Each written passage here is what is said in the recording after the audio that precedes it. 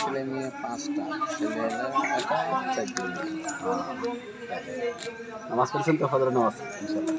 আমি ইমামতি করি, খালি গান চাই না। ও যাক একটা মসজিদ আছে, ও যাক ওই বাদ বাকি ওরা কিছু বেতন দেয় তো, তখন 5,000 টাকা দেয়। ওতে কি হয়, হ্যাঁ হ্যাঁ কিন্তু গান চালে ওরা কিছু কয়টা হয় না, বেতনও বাড়ায় না। আমি ইমামতি করি আর এই বাদ বাকি সময়টা। একটু বলেন, একটু ভালো করে শুনি।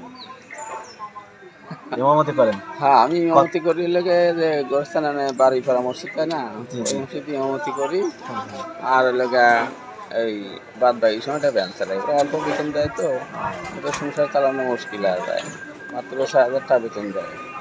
এই জন্যে ওই বাদ বাকি সময়টা অবসর কালে ব্যায়াম চালাই আর অনেক ইমামতি করি। ও জমার নামাজ আমি পড়াই, ওকে নামাজ আমি আজানও আমি দিই, সবই আমার। আপনার মসজিদের নাম কি? ওরা মাছপাড়া গোরস্থান মসজিদ পায়, বুঝছেন? আপনার নাম? আমার নাম আব্দুল মসজিদ।